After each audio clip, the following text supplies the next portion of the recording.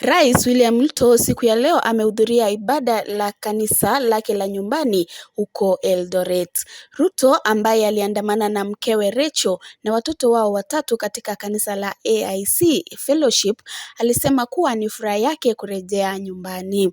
Pia alitumia fursa hiyo kuwashukuru makanisa kwa kuiombea nchi wakati wa uchaguzi mkuu uliopita, akisema wakati ulikuwa mgumu kwa wote, Mungu alituona tupite.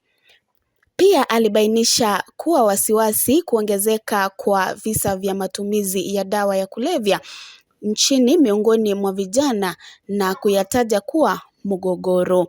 Ruto alitoa wito kwa wazazi na washikadau kuweka juhudi za pamoja ili kudhibiti tabia hiyo. Rachel kwa upande wake alisema ilikuwa fursa ya kuwa katika kanisa la nyumbani. Parents, we have a serious crisis of drug abuse in our nation.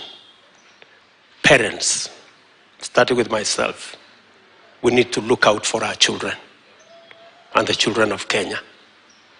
There is a very, very big crisis. We're trying to do what we can do. I recently appointed a new board for NACADA. I'm working with all the other arms of government.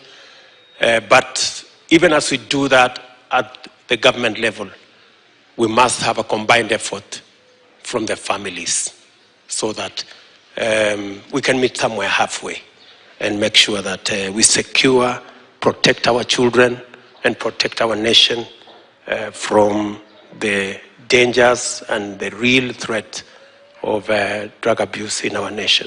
May the Lord bless you, and let's continue praying for this great nation that God has given us. Let's continue praying for the leadership that God has given us.